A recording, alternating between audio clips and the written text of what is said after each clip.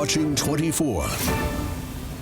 ആദ്യ പാമ്പുകടിയേറ്റതിന്റെ മാനസിക ശാരീരിക വിഷമതകളുള്ള ഒരു പെൺകുട്ടിയെ ഒരു നരാധമൻ നിർദ്ദയം കൊലപ്പെടുത്തിയ കേസ്. മുൻപ് രാജ്യത്ത് സംഭവിച്ച സമാനമായ 2 കേസുകളിലും പ്രതികൾ കുറ്റക്കാരെന്ന് പോലും പ്രോസിക്യൂഷന് തെളിയിക്കാനാവാത്ത സാഹചര്യത്തിലായിരുന്നു കേരള പോലീസ് ഉത്തര വധക്കേസിന്റെ അന്വേഷണത്തിലേക്ക് എത്തുന്നത്. ഒരു കുറ്റാന്വേഷകരും കടന്നുപോകാത്ത പല വഴികളിലൂടെയും സഞ്ചരിച്ച് കീറാമുട്ടിയായ ഒരു പസിലിന് ഉത്തരം കണ്ടുപിടിക്കുന്നത് പോലെ ഓരോ കണ്ണികളായി കൂട്ടിച്ചേർത്ത് കോടതിക്ക് മുന്നിലെത്തിച്ച അന്വേഷണ സംഘത്തെയും പബ്ലിക് പ്രോസിക്യൂട്ടറെയും കേരള മനസാക്ഷി അഭിനന്ദനം കൊണ്ട് മൂടുകയായിരുന്നു. റെക്കോർഡ് വേഗത്തിൽ കുറ്റപത്രം സമർപ്പിച്ച് ശാസ്ത്രീയ തെളിവുകൾ ഉണ്ടാക്കി റെക്കോർഡ് വേഗത്തിൽ കോടതി വിധി വന്ന കേസെന്ന നിലയിലും ഉത്തര വധക്കേസ് ശ്രദ്ധ നേടി. ഹോമിസൈഡൽ സ്നേക്ക് ബൈറ്റ് അഥവാ ജീവനുള്ള പാമ്പിനെ ഉപയോഗിച്ചുള്ള കൊലയെന്ന നിലയിൽ ഉത്തര വധക്കേസ് രാജ്യാന്തര കുറ്റാന്വേഷണ പാഠപുസ്തകത്തിന്റെയും ഭാഗമാകുന്നു. കേസിന്റെ വിധി വന്നതോടെ അഭിപ്രായ രൂപീകരണവുമായി 2 പക്ഷവും രൂപപ്പെട്ടു. സൂരജിന് വധശിക്ഷയേക്കാൾ നല്ലത് ഇരട്ട ജീവപര്യന്തം തന്നെയാണെന്ന് കേസിലെ പ്രധാന സാക്ഷി വാവാ സുരേഷ് ഉൾപ്പെടെയുള്ളവർ അഭിപ്രായപ്പെട്ടപ്പോൾ അതിക്രൂര കൊലപാതകത്തിന് സൂരജ് വധശിക്ഷ തന്നെ അർഹിക്കുന്നെന്ന് retired justice B Kamal Pasha ഉൾപ്പെടെയുള്ളവർ പറഞ്ഞു. ക്യാപിറ്റൽ പണിഷ്മെന്റ് അഥവാ വധശിക്ഷ ഒഴിവാക്കുന്ന 110ാമത്തെ രാജ്യമായി വെസ്റ്റ് ആഫ്രിക്കൻ രാജ്യമായ Sierra Leone അടയാളപ്പെടുത്തപ്പെട്ട് മണിക്കൂറുകൾക്കുള്ളിലാണ് American dialogue powered by heads New York ഈ വിഷയം ചർച്ചയ്ക്കെടുക്കുന്നത്. ആധുനിക സമൂഹത്തിൽ വധശിക്ഷ അനിവാര്യമാണോ? സമാനതകളില്ലാത്ത ക്രൂരതകൾക്ക് പ്രായത്തിന്റെയും ക്രിമിനൽ പശ്ചാത്തലമില്ലായ്മയുടെയും ആനുകൂല്യം നൽകണം. American dialogue powered by heads New York ഈ വാരം ചർച്ച ചെയ്യുന്നത് ഇതൊക്കെയാണ്. ഉത്തരം തേടും ഉത്തര വധക്കേസ്.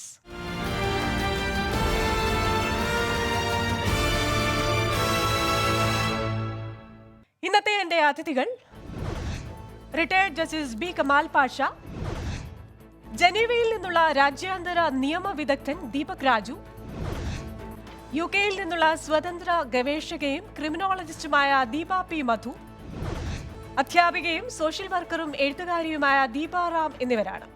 എല്ലാ പ്രേക്ഷകർക്കും എല്ലാ അതിഥികൾക്കും American dialogue powered by heads ന്യൂയോർക്കിലേക്ക് സ്വാഗതം.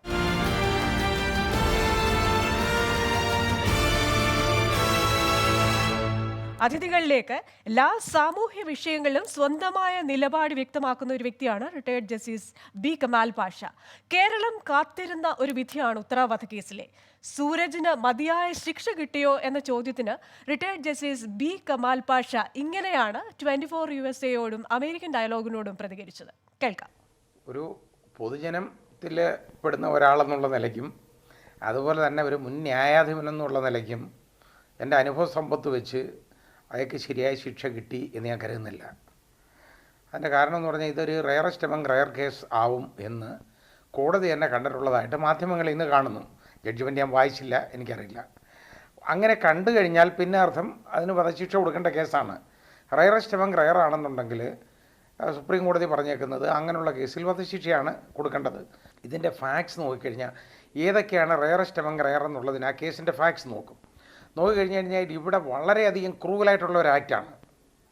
അത്രയും ക്രൂവലായിട്ടുള്ള കോൾഡ് ബ്ലഡഡ് ക്രൂവൽ ആയിട്ടുള്ളതും പിന്നെ അത് കൂടാതെ മനുഷ്യ മനസാക്ഷി, അതായത് collective conscience of the community, അതിനെ സമൂഹ മനസാക്ഷി ഞെട്ടിക്കുന്നതും ആയിട്ടുള്ള സംഭവങ്ങളെന്ന് പറയുന്നത് റയറസ്റ്റ് എമംഗ് റയറിൽ വരും. ഇതാണ് ബച്ചൻ സിംഗ് കേസിൽ പറഞ്ഞേക്കുന്നത്. അങ്ങനെയുള്ള കേസുകളിൽ lesser alternative unquestionably foreclosed, lesser alternative എന്ന് പറയുന്നത് ഇംപ്രിസൺമെൻറ്റ് ഫോർ ലൈഫാണ്. അത് ഫോർക്ലോസ്ഡ് ആണ് എന്ന് പറഞ്ഞാൽ അത് പോരാ, മതിയാവുകയില്ല എന്ന് ഉറപ്പായിട്ട് കണ്ടു കഴിഞ്ഞാൽ അതിന് ഡെത്ത് പെനാൽറ്റിയാണ് കൊടുക്കേണ്ടത്. ആ ഫാക്ട്സ് നോക്കിക്കഴിഞ്ഞാൽ ഈ കേസിൽ ഡെത്ത് പെനാൽറ്റിയാണ് കൊടുക്കേണ്ടത്, അതിൽ താഴെയുള്ളൊരു ശിക്ഷയല്ല. പിന്നെ ഇതിനകത്ത് വരുമ്പോൾ കോടതി പറഞ്ഞേക്കുന്നതായിട്ട് ഞാൻ മനസ്സിലാക്കിയത്, അത് മാധ്യമങ്ങളിൽ നിന്ന് കണ്ട് തന്നെ മനസ്സിലാക്കിയതാണ്, അയാളുടെ പ്രായം എന്ന് പറഞ്ഞാൽ 28 വയസ്സുണ്ട്. സുപ്രീം കോടതി പറഞ്ഞേക്കുന്ന one should not be too young or too old എന്നാണ്.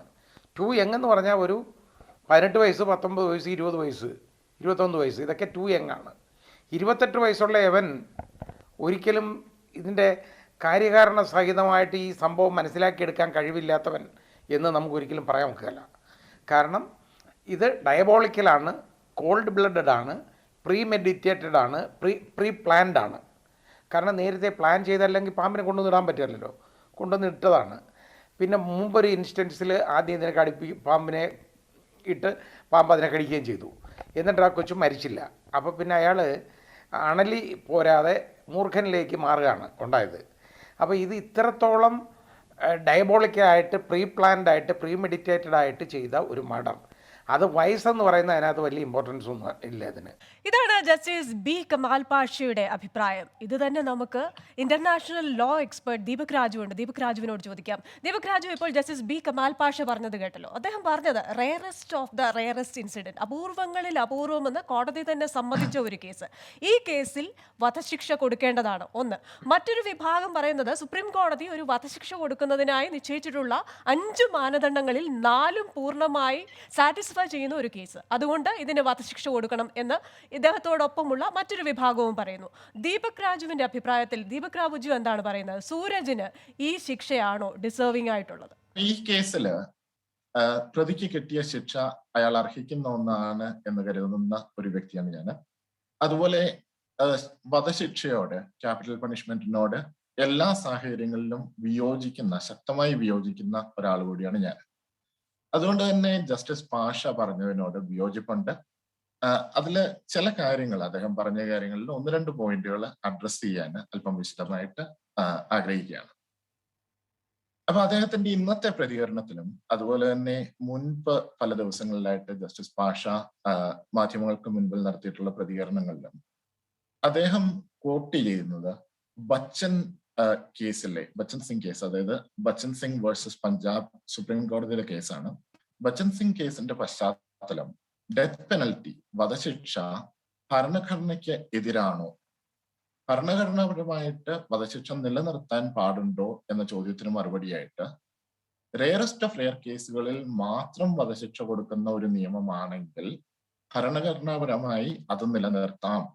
അതായത് അപൂർവമായ മറ്റുള്ള എല്ലാ ഓപ്ഷനും ഫോർക്ലോസ് ചെയ്ത കേസുകളിൽ വധശിക്ഷ കൊടുക്കണം എന്നല്ല സുപ്രീം കോടതി അവിടെ പറഞ്ഞിട്ടുള്ളത്. അതുപോലെ ജസ്റ്റിസ് പാഷ ആ കേസിനെ റെഫർ ചെയ്തുകൊണ്ട് ചില ഘടകങ്ങൾ എടുത്ത് ഈ ഘടകങ്ങളൊക്കെ ഒത്തുവന്നാൽ വധശിക്ഷ കൊടുത്തിരിക്കണം എന്ന് സുപ്രീം കോടതി പറഞ്ഞതായിട്ട് ഞാൻ പലയിടത്തും കണ്ടിരുന്നു. പക്ഷെ ആ കേസിൽ പാരഗ്രാഫ് 207 ഒന്നാമത്തെ സെന്റൻസിൽ സുപ്രീം കോടതി പറയുന്നത് we cannot obviously feed into a judicial computer all such situations. അതായത് കൃത്യമായിട്ട് ഇന്ന ഘടകങ്ങൾ ഒരു കമ്പ്യൂട്ടറിൽ ഇട്ടിട്ട് അതെല്ലാം ഒത്തുവന്നാൽ നമുക്ക് ഡെത്ത് പെനൽറ്റി തന്നെ കൊടുത്തിരിക്കണം എന്നല്ല, അങ്ങനെ ഒരു അപ്രോച്ച് അല്ല സുപ്രീം കോടതി അവിടെ പറഞ്ഞിട്ടുള്ളത്. അതുപോലെ തന്നെ നമ്മുടെ നിയമത്തില് മാൻഡേറ്ററി ആയിട്ട് ചില സാഹചര്യങ്ങൾ ഒത്തുവന്നാൽ വധശിക്ഷ കൊടുത്തിരിക്കണം എന്ന് പറയുന്ന ചില നിയമങ്ങൾ മുൻപുണ്ടായിരുന്നു. സെക്ഷൻ 303 IPC ഒരു ഉദാഹരണമാണ്. അത്തരം മാൻഡേറ്ററി ആയിട്ട് അതായത് ജഡ്ജിക്ക് കൊടുത്തിരിക്കണം, ഇന്ന സാഹചര്യങ്ങൾ ഒത്തുവന്നാൽ ഡെത്ത് പെനൽറ്റി കൊടുത്തിരിക്കണം എന്ന് പറയുന്ന നിയമങ്ങളെ ഭരണഘടനാ വിരുദ്ധമായിട്ട് സുപ്രീം കോടതി തന്നെ തള്ളിക്കളഞ്ഞിട്ടുണ്ട്. അപ്പം അത് ഒരു ഭാഗം. ഇന്ന് ഇന്ത്യൻ നിയമം എന്താണ് എന്ന ചോദ്യത്തിന് എനിക്ക് മനസ്സിലാകുന്നിടത്തോളം അപൂർവമായ കേസുകളിൽ വധശിക്ഷ കൊടുക്കാം എന്നാണ് നിയമം, കൊടുത്തിരിക്കണം എന്നല്ല നിയമം. രണ്ടാമതായിട്ട് ഈ വധശിക്ഷ സംബന്ധിച്ച നിയമം എന്താകണം എന്ന കാര്യത്തിലും എനിക്ക് ജസ്റ്റിസ് പാഷയോട് വിയോജിപ്പുണ്ട്. ഇന്ന് ലോകത്ത് നമ്മൾ ഈ പ്രോഗ്രാം തുടങ്ങിയപ്പോൾ പറഞ്ഞതുപോലെ തന്നെ 110ഓളം രാജ്യങ്ങൾ വധശിക്ഷ പൂർണ്ണമായിട്ടും ഒഴിവാക്കിയിട്ടുണ്ട്. അതേ ദിശയിൽ ഇന്ത്യയും മുന്നോട്ട് പോകണം, വധശിക്ഷ ഒഴിവാക്കണം എന്നുള്ള അഭിപ്രായമുള്ള ആളാണ് ഞാൻ. അത് പറയുമ്പോൾ പലരും ചോദിക്കും, ഇത്ര ഹീനമായ കുറ്റകൃത്യങ്ങൾ ചെയ്ത ആളുകൾ ജീവിച്ചിരിക്കാൻ അവർക്ക് അർഹതയുണ്ടോ, അവരെത്തരത്തിലുള്ള മനുഷ്യരാണ് എന്നുള്ള ചർച്ചകൾ വരും. പക്ഷെ എന്നെ സംബന്ധിച്ചിടത്തോളം വധശിക്ഷ എന്ന് പറയുന്നത് അവരെത്തരത്തിലുള്ള മനുഷ്യരാണ് എന്നതിനെ സംബന്ധിക്കുന്ന ചോദ്യമല്ല, നമ്മൾ എത്തരത്തിലുള്ള ഒരു സമൂഹമാണ് എന്ന ചോദ്യമാണ് അവിടെ പ്രസക്തമായിട്ട് വരുന്നത്. ദീപ പി മധു, ഇയാൾ അർഹിക്കുന്ന വിധിയാണോ ഇയാൾക്ക് കിട്ടിയത്? ഇരട്ട ജീവപര്യന്തം മതിയോ അതോ വധശിക്ഷയിലേക്ക് പോകണം? തീർച്ചയായിട്ടും എനിക്കും ദൗർഭാഗ്യകരമെന്ന് പറയട്ടെ, ജസ്റ്റിസ് കമാൽ പാഷയോട് വിയോജിപ്പാണ് ഉള്ളത്. അദ്ദേഹത്തിന്റെ പല വ്യൂസിനോടും വിയോജിപ്പാണ് ഈ ഒരു കാര്യത്തിലുള്ളത്. ഞാനും ദീപക് രാജുവിന്റെ അഭിപ്രായത്തോട് ചേർന്ന് നിൽക്കുന്ന ഒരാളാണ്. ദീപക് വിശദമായിട്ട് അത് ചൂണ്ടിക്കാണിച്ചു അതിന്റെ ചില നിയമവശങ്ങൾ. ഞാൻ ഈ ഒരു ക്രിമിനൽ പ്രൊഫൈലിൽ അല്ലെങ്കിൽ അദ്ദേഹം പറയുന്നുണ്ട് ഇത് റെയറസ്റ്റ് ഓഫ് റെയർ എന്നുള്ള ഒരു കുറ്റകൃത്യത്തിന്റെ മേഖലയിൽ വരുന്ന കുറ്റകൃത്യമാണ്. എന്നാൽ തീർച്ചയായിട്ടും ഇതൊരു കോൾഡ് ബ്ലഡഡ് വിധിന്യായത്തിൽ പറയുന്നത് പോലെ തന്നെ ഒരു കോൾഡ് ബ്ലഡഡ് പ്രീമെഡിറ്റേറ്റഡ് കണ്ണിങ് ക്രിമിനൽ തന്നെയാണ് ഇയാള്. എന്നാൽ പോലും ഈ ക്രൈമിനെ വ്യത്യസ്തമാക്കുന്നത് ഇയാൾ അത് ഉപയോഗിച്ച ഒരു മോഡസ് ഓപ്പറാണ്ടി, പിന്നീട് ഇയാൾ റിപ്പീറ്റഡ് ആയിട്ട് ഈ ക്രൈം ചെയ്യാനായിട്ട് എടുത്ത അറ്റംപ്റ്റുകൾ. എന്നാൽ ഇത് രണ്ടും മാറ്റിവെച്ചാൽ ഒരാളെ വധശിക്ഷയ്ക്ക് വിധിക്കാനും മാത്രമുള്ള ഒരു rarest of rare category of crime ഇതാകുന്നില്ല. അതാണ് ഒന്നാമത്തെ കാര്യം. രണ്ടാമത്തെ കാര്യം, തീർച്ചയായിട്ടും ദീപക് പറഞ്ഞതുപോലെ ഒരു ക്യാപിറ്റൽ പണിഷ്മെന്റ് അല്ലെങ്കിൽ അതുപോലെ ഒരു ബാർബറിക് പണിഷ്മെന്റ് എന്നുള്ളത് ഇന്ത്യയെ പോലെയുള്ള ഒരു രാജ്യത്തിന് ഒരിക്കലും യോജിക്കുന്ന ഒന്നല്ല. ഇപ്പൊ മഹാത്മാഗാന്ധി തന്നെ പറയുന്നുണ്ട് ഐ ഫോർ ആൻ ഐ എന്നുള്ളത് നമ്മളുടെ ഒരു വഴിയല്ല എന്നുള്ളത്. നമ്മൾ എങ്ങനെയുള്ള ഒരു രാജ്യമാണ് അല്ലെങ്കിൽ എങ്ങനെയുള്ളതാണ് നമ്മളുടെ നിയമവ്യവസ്ഥ എന്ന് നമ്മൾ പുറം രാജ്യങ്ങൾക്ക് അല്ലെങ്കിൽ സമൂഹത്തിന് മുന്നിലേക്ക് വെക്കുമ്പോൾ തീർച്ചയായിട്ടും ഇതൊരു നല്ല കീഴ്വഴക്കമല്ല. തീർച്ചയായിട്ടും ദീപാറാം ഒരു സോഷ്യൽ വർക്കറാണ്.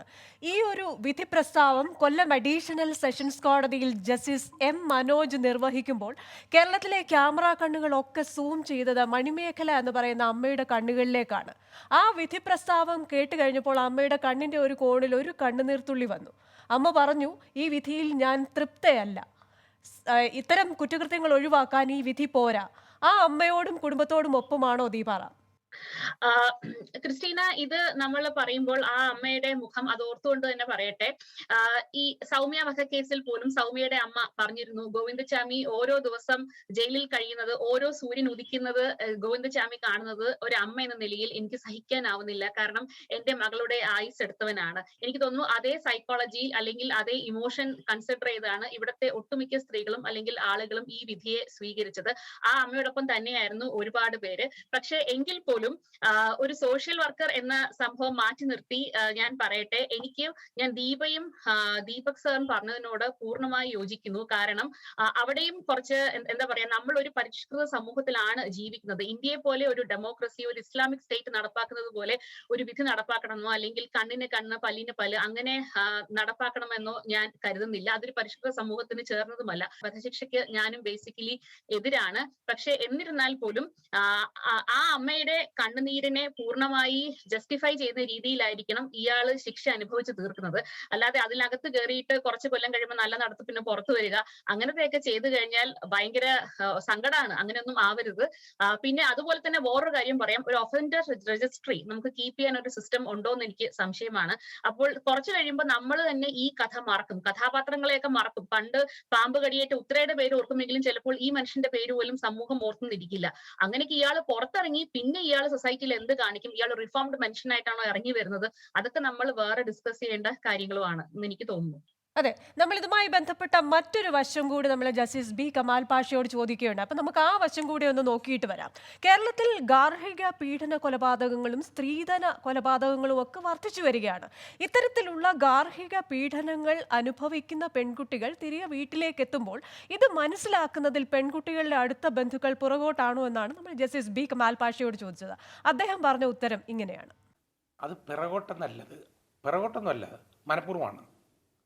കാരണം ഒരു പെണ്ണിനെ കല്യാണം കഴിച്ച് അയച്ചു കഴിഞ്ഞാൽ ഈ വീട്ടുകാരുടെ ധാരണ എന്താണെന്നറിയോ, ഈ കല്യാണം നടത്താനായിട്ട് നമ്മുടെ ഈ നാട്ടിലെ വ്യവസ്ഥ അനുസരിച്ച് ഒരുപാട് പണം ചിലവാക്കണം. സ്വർണ്ണം, 100 കണക്കിന് പവൻ്റെ സ്വർണം പണം കൊടുക്കണം, അവന് കാറ് കൊടുക്കണം, അവൻ എന്തൊക്കെ വേണം, അവൻ്റെ പെങ്ങന്മാർക്ക് വളയിട്ട് കൊടുക്കണം, അമ്മാവി അമ്മയ്ക്ക് വളയിടണം, കണ്ടവനെല്ലാം ഇതങ്ങ് വാങ്ങിക്കാനായിട്ട് കാത്തിരിക്കും. ഇങ്ങനെ ഇതെല്ലാം ഊറ്റിയെടുത്താണ് ഇവർ കല്യാണം നടത്തി പോകുന്നത്. പിന്നെ ഈ അയക്കുന്ന വീട്ടുകാരുടെ ഒരു ധാരണ എന്താ അറിയോ, ഇവക്കെല്ലാം കൊടുത്തയച്ചതല്ലേ, ഇവള് വീട്ടിൽ വന്ന് നിന്നാലോ ഈ കല്യാണ ബന്ധം മുറിഞ്ഞു പോയാലോ ഇതെല്ലാം നഷ്ടപ്പെടത്തില്ലേ, അല്ലെങ്കിൽ അടുത്ത ആളുകൾക്ക് ബാക്കിയുള്ള വീട്ടിലുള്ള മറ്റാളുകൾക്ക് വിവാഹം നല്ലത് കിട്ടത്തില്ലല്ലോ, ഇവള് വീട്ടിൽ വന്ന് നിൽക്കല്ലേ. പക്ഷേ വീട്ടുകാർ തിരിച്ചറിയേണ്ടത് എന്താണെന്നറിയോ, മരിച്ചു വരുന്ന മകളേക്കാൾ, ശവശരീരമായി വരുന്ന മകളേക്കാൾ നല്ലത് ഭർത്താവിനെ വിട്ടുവരുന്ന മകളാണെന്നൊന്നും തിരിച്ചറിയണം. അത് നമ്മുടെ സമൂഹത്തിൻ്റെ അതുകൊണ്ട് അറിഞ്ഞുകൊണ്ടാണ്, ഇതറിയാൻ വയ്യെന്നല്ല. ഈ പെണ്ണിനെ ഒരുപാട് ഉപദ്രവിക്കുകയും ഇതിന് ഇത്രയും കഷ്ടപ്പെടുത്തുകയൊക്കെ ചെയ്തത് എൻ്റെ വീട്ടുകാർക്ക് കുറേയൊക്കെ അറിയാം. അവരെ ഞാൻ ആ കാര്യത്തിൽ കുറ്റം പറയും, ഇല്ലെന്നില്ല. പക്ഷെ അതെന്തെന്നോ ആവട്ടെ, അവസാനം ഇപ്പോഴത്തെ നിലപാടിൽ നമുക്ക് അവരെ കുറ്റം പറയുന്നതിൽ അർത്ഥമില്ല. കാരണം യവനെ വളരെ ക്ലാസിക്കായിട്ട് കൊണ്ടുപോയി, വിസ്മയുടെ കേസ് നമ്മൾ കണ്ടല്ലേ, വിസ്മയ കേസ് നമ്മൾ കണ്ടതല്ലേ, അതുപോലല്ലേ ഇത് ക്ലാസിക്കായിട്ട് കൊണ്ടുപോയി അതിനെ ശരിപ്പെടുത്തിയതാണ്. അവൻ്റെ അച്ഛൻ പ്രതിയാണ്, അവൻ്റെ അമ്മയും സഹോദരിയും എല്ലാം ഇതിൽ പ്രതിയാണ്. അവരൊന്നും അറിയാൻ വയ്യാതെ നടന്നേക്കുന്നതല്ല. This is clear case of dowry death. This a clear case of dowry death. 304B Indian penal കോഡിലെ അതനുസരിച്ചുള്ള ഡവറി ഡെത്താണ്. അത് കൂടാതെ ഇതിനകത്ത് ഈ ഇത്രയും വലിയ മർഡർ നടത്തിയത് ഈ സ്വർണ്ണമൊക്കെ കുഴിച്ചിട്ടല്ലോ, അത് screening the offender from legal punishment, അതാണത്. അതിനകത്ത് 201 പ്രതിയാവണ്ടേ, ആയിട്ടില്ലല്ലോ. ഇതെല്ലാം ഈ കൂട്ടുപ്രതികളൊക്കെ ഇതിൽ നിന്ന് ഒഴിവാക്കിയിട്ടുണ്ട്. ആവശ്യമില്ലാത്ത രീതിയിലാണ് ഈ കേസിൻ്റെ അന്വേഷണം. ഒരിക്കലും ഞാനത് പ്രോപ്പറാണെന്ന് ഞാൻ പറയത്തില്ല. അത് വലിയ കൊക്ക കോടയാന്നൊക്കെ ഓരോരുത്തരങ്ങ് വിളിച്ചു പുലമ്പും ഞാൻ കേട്ടതാണ്. ഒന്നുമല്ല, വീട്ടുകാർ മനസ്സിലാക്കാം. പെൺകുട്ടികളുടെ വീട്ടുകാർ തിരിച്ചറിയുന്നത് പ്രവോട്ടെന്നല്ല പറയേണ്ടത്, അവർ ബോധപൂർവമായിട്ട് തിരിച്ചറിയാതിരിക്കുന്നതാണ് നമ്മുടെ നാട്ടിൽ. അതിന് ഞാൻ ഈ പറഞ്ഞ സാമൂഹ്യമായിട്ടുള്ള ഈ കാരണങ്ങളൊക്കെ ഉണ്ട്, സാമ്പത്തികമായിട്ടുള്ള കാരണങ്ങളുണ്ട്. സാമൂഹ്യമായിട്ട് സമൂഹത്തിലൊരു നമുക്കൊരു വലിയൊരു അവമതിപ്പുണ്ടാവും എന്നൊരു തെറ്റിദ്ധാരണയുണ്ട്. അത് പെൺകൊച്ചു മരിച്ചു വരുന്നതിനേക്കാളും മോശം നല്ലതാണോ മോശമാണോ? അത് മോശമല്ലേ? അതൊന്ന് ചിന്തിച്ചാൽ മതി. ഒരു ഉദാഹരണം കൂടെ പറഞ്ഞു നിർത്താം. ഒരു അൺസൗണ്ട് മൈൻഡഡ് ആയിട്ടുള്ള ഒരു കുട്ടി ഉണ്ടെന്നിരിക്കട്ടെ, അത് ആ കുഞ്ഞിൻ്റെ കുഴപ്പമല്ലല്ലോ. അവനെ മുമ്പിൽ കൊണ്ടുവരാൻ ആ വീട്ടുകാർ ആരെങ്കിലും ബന്ധുക്കളോ അല്ലെങ്കിൽ നമ്മുടെ ആരെങ്കിലും സുഹൃത്തുക്കളോ അടുപ്പക്കാരോ ആരെങ്കിലും വീട്ടിൽ വന്നാൽ, ഇച്ചിരി കൊള്ളാവുന്ന ആളുകൾ വന്നു കഴിഞ്ഞാൽ ഇവനെ അല്ലെങ്കിൽ ഈ പെൺകുട്ടിയെ അങ്ങ് ഒഴിച്ചു നിർത്തും. അതിനെ ഇങ്ങോട്ട് കൊണ്ടുവരത്തില്ല. അവർ വിചാരിക്കേണ്ട യഥാർത്ഥത്തിൽ എൻ്റെ മോനും എൻ്റെ മോളും ഒക്കെ കഴിഞ്ഞിട്ട് മതി യവന്മാർ എന്നുള്ള ധാരണയല്ലേ വേണ്ടേ? അത് എത്ര വീട്ടുകാർക്കുണ്ട്? ഇവനെ കൊണ്ടുവരത്തില്ല, ഈ കുഞ്ഞിനെ കൊണ്ടുവരത്തില്ല. അതിന് വീണ്ടും ആ അൺസൗണ്ട് മൈൻഡഡ് ആയിട്ടുള്ള കുഞ്ഞിന് എന്ത് വേദനയുണ്ടാവും? മനുഷ്യജീവിയല്ലേ, നമ്മളത് ചിന്തിക്കാറുണ്ടോ? ഇല്ല. പെൺകുഞ്ഞുങ്ങളുടെ കാര്യം അതുപോലെയാണ്. പെൺകുഞ്ഞുങ്ങളെ കെട്ടിച്ചു കൊടുത്താൽ അതിനൊരു ബുദ്ധിമുട്ട് എൻ്റെ വീട്ടിലുണ്ടെങ്കിൽ ഇടപെടണം, രക്ഷാകർത്താക്കൾ ഇടപെടണം. അത് ഇടപെടുന്നില്ലെന്നുണ്ടെങ്കിൽ നാണക്കേട് വിചാരിച്ചിരുന്നു കഴിഞ്ഞാൽ കുഞ്ഞിൻ്റെ ശവശരീരമായിരിക്കും കാണുന്നത്.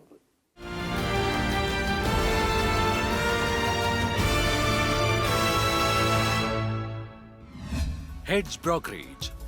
Life insurance with long-term care, disability income, business overhead expense disability insurance, 10-pay life insurance, estate planning, Advantage Index Universal Life S&P 500, Life Income Annuity.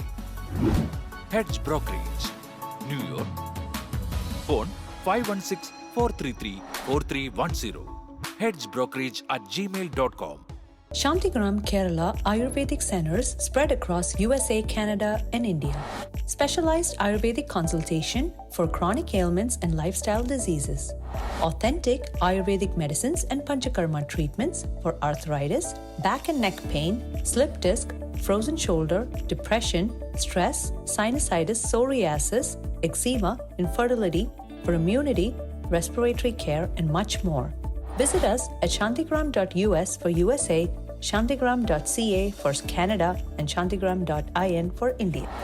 We at Shantigram are in the mission of spreading the goodness of Ayurveda worldwide.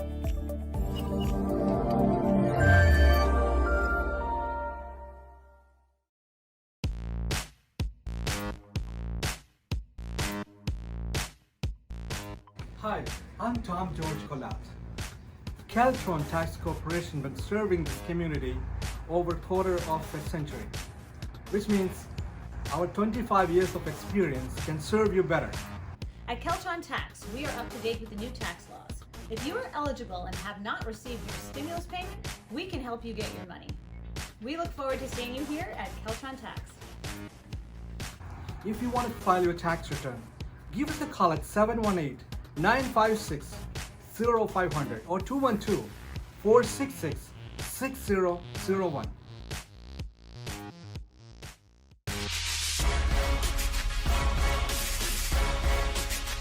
American മലയാളികളുടെ വാർത്താ സംസ്കാരത്തിൽ പ്രൊഫഷണലിസത്തിന്റെ മികവ് നൽകിയ മാധ്യമം Kerala times.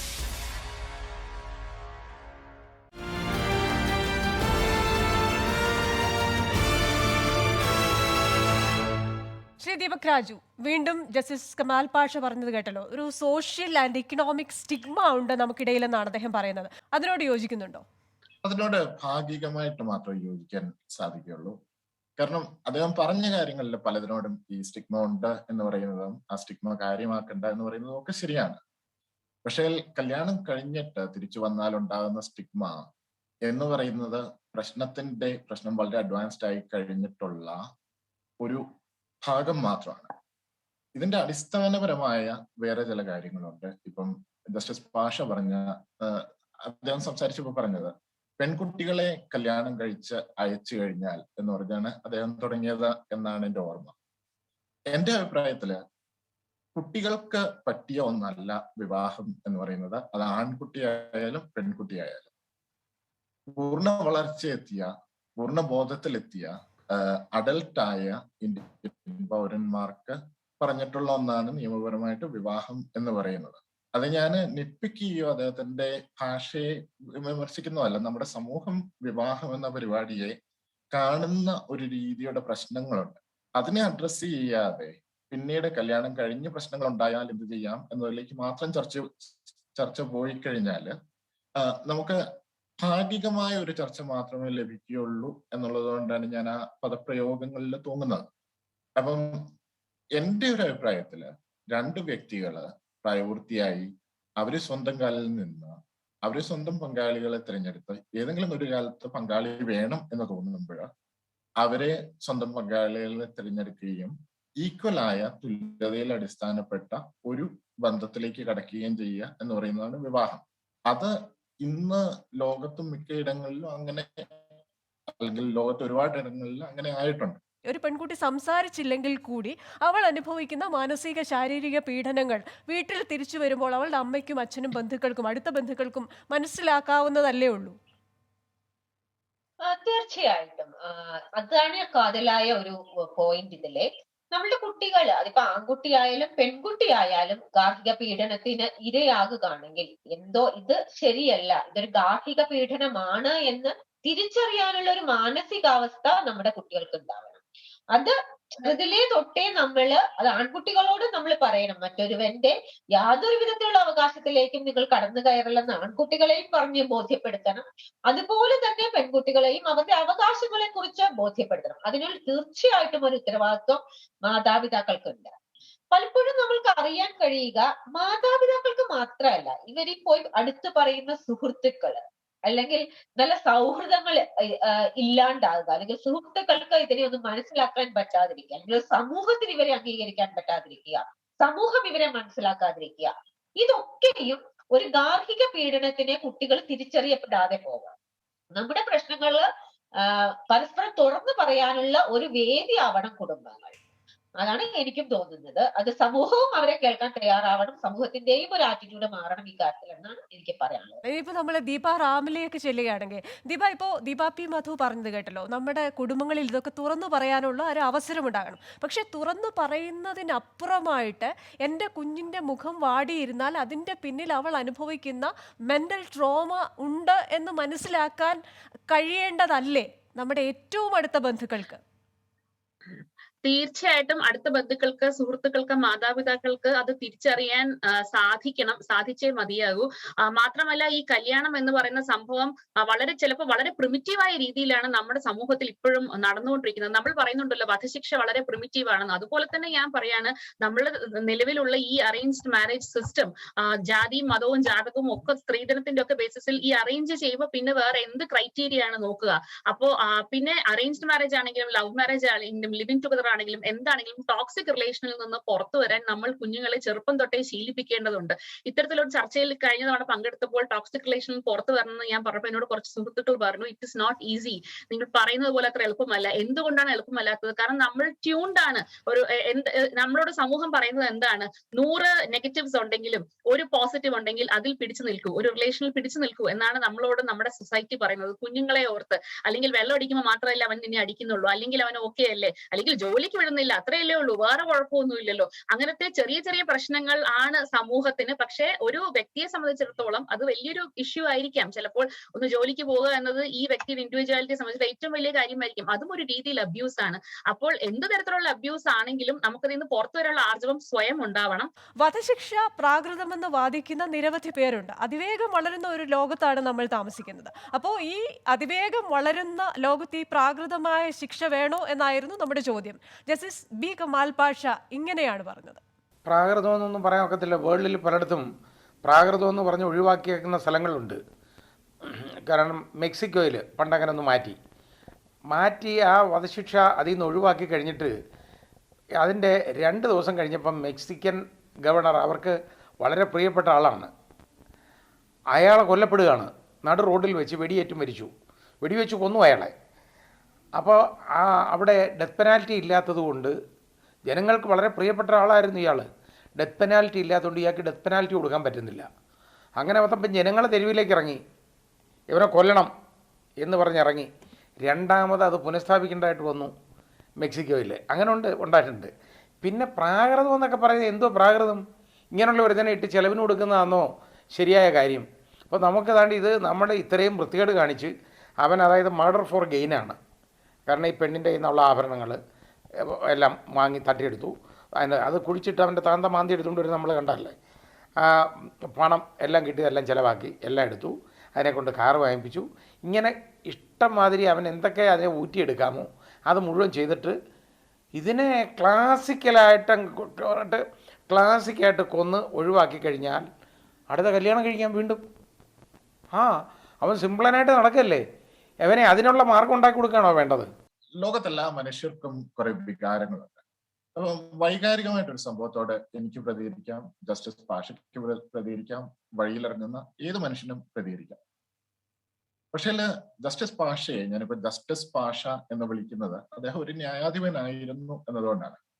ആ ഒരു ലേബലും വെച്ചുകൊണ്ട് വന്നിരുന്ന മനുഷ്യാവകാശങ്ങൾ എന്ന് ഇത്ര പുച്ഛത്തോടെ പറയുമ്പോൾ, അല്ലെങ്കിൽ ഒരു വ്യക്തിയെ ജയിലിലിടുന്നതിനെ, അജീവനാന്തം ജയിലിലിടുന്നതിനെ തീറ്റിപ്പോറ്റണോ, സൂചിപ്പിക്കണോ എന്നുള്ള രീതിയിൽ സംസാരിക്കുമ്പോൾ, അങ്ങനെ സംസാരിക്കുന്നത് വെറും മനുഷ്യനായ പൗരനായ ജസ്റ്റിസ് പാഷയാണോ, ന്യായാധിപൻ എന്ന ലേബലിൽ വരുന്ന ജസ്റ്റിസ് പാഷയാണോ എന്ന് നാട്ടുകാർക്ക് ആ വ്യത്യാസം മനസ്സിലാവില്ല. അവര് അത് ന്യായാധിപനായ ജസ്റ്റിസ് പാഷയാണ് പറയുന്നത് എന്ന് അവർക്ക് തോന്നിയാൽ, ഇദ്ദേഹം തന്റെ മുന്നിൽ വന്നിരുന്ന കേസുകളൊക്കെ എങ്ങനെയാണ് വിധിച്ചിരുന്നത് എന്ന ചോദ്യം ആലോചിച്ചാൽ നമ്മുടെ ജുഡീഷ്യറിയുടെ റെപ്യൂട്ടേഷൻ ഒരുപക്ഷെ കുറയ്ക്കാൻ സാധ്യതയുള്ള ചില പ്രസ്താവനകളാണ് അദ്ദേഹം ഇവിടെ നടത്തിയിട്ടുള്ളത്. ദൗർഭാഗ്യകരമായിപ്പോയി. പിന്നെ ലോകത്ത് ഡെത്ത് പെനൽറ്റി നിർത്തലാക്കിയ രാജ്യങ്ങളുടെ ലിസ്റ്റുകൾ നേരത്തെ നമ്മൾ ചർച്ചയ്ക്കെടുത്തു. ചില ഉദാഹരണങ്ങൾ ജസ്റ്റിസ് പാഷ പറയുന്നു.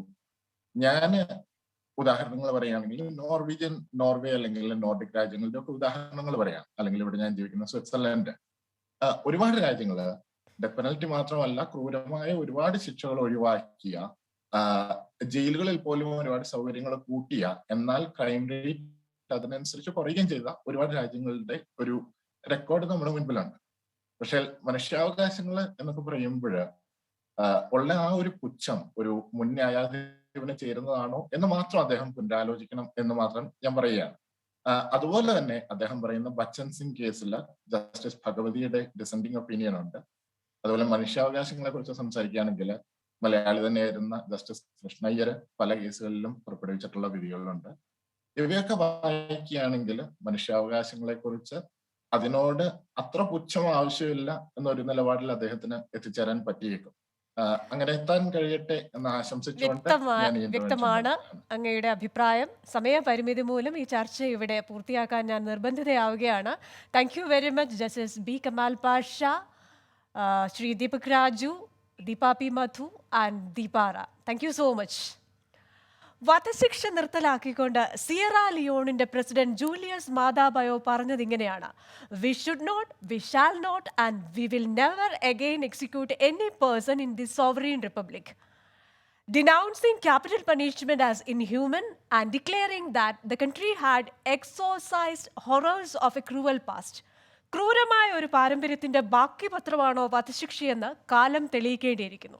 American dialogue powered by heads ന്യൂയോർക്കിൽ മറ്റൊരു വിഷയവുമായി അടുത്തയാഴ്ച വീണ്ടും കാണാം. Till then stay safe.